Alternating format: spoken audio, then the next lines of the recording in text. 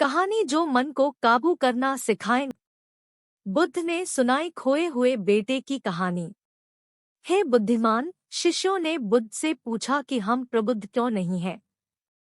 हम जीवन को आपकी तरह क्यों नहीं समझते?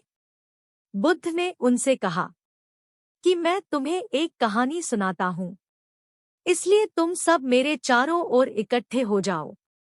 शिष्य बुद्ध के चारों ओर एकत्रित हो गए और उनके कहानी सुनाने का बेसब्री से इंतजार करने लगे और बुद्ध ने उन्हें कहानी सुनाई। खोए हुए बेटे की कहानी।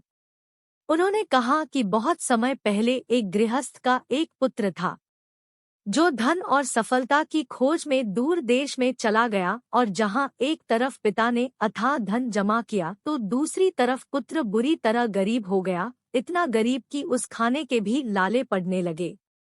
ऐसे में पुत्र भोजन और वस्त्र की खोज में उस देश में आया जिसमें उसका पिता अब रहता था। पिता ने उसे अपनी दुर्दशा में देखा क्योंकि वह गरीबी की मार और क्रूरता से पीड़ित था।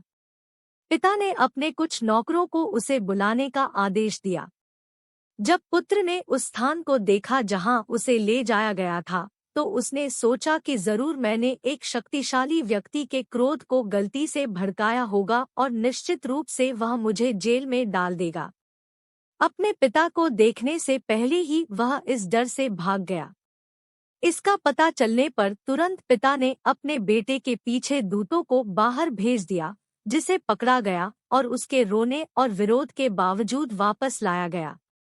वहां पर पिता ने अपने नौकरों को अपने बेटे के साथ कोमलता से व्यवहार करने का आदेश दिया और उसने अपने बेटे को अपने एक मजदूर को शिक्षा देने के लिए एक सहायक के रूप में नियुक्त किया।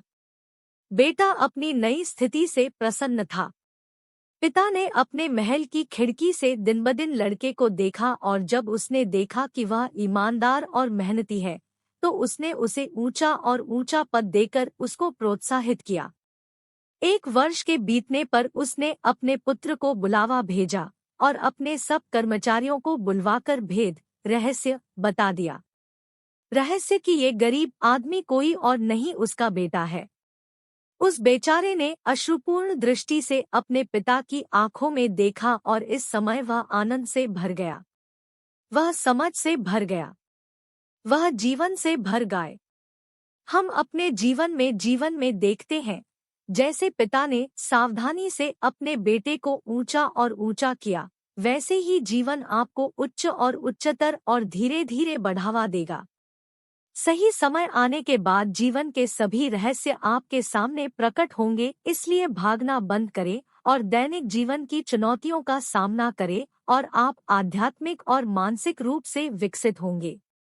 आपका डर आपको सही दिशा में मार्गदर्शन करेगा।